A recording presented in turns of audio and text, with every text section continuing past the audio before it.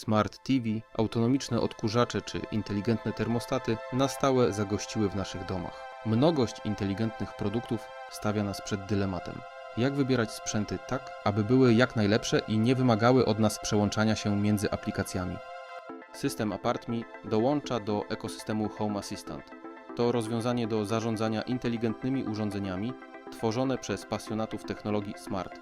Ta platforma o otwartym kodzie źródłowym integruje rozwiązania różnych dostawców i umożliwia tworzenie powiązań między nimi. Wszystko pod kontrolą w jednej aplikacji. Z tego filmu dowiesz się, jakie możliwości w Home Assistant oferuje system ApartMe. Jeżeli chcesz uruchomić system ApartMe w swoim Home Assistant, sprawdź instrukcję w opisie tego filmu. W zakładce Przegląd możesz zdefiniować, które funkcje ApartMe są dla Ciebie najważniejsze.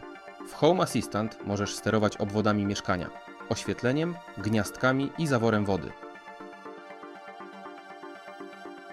Możesz także odczytać dane pomiarowe energii elektrycznej, sterować temperaturą i zmieniać tryb ogrzewania.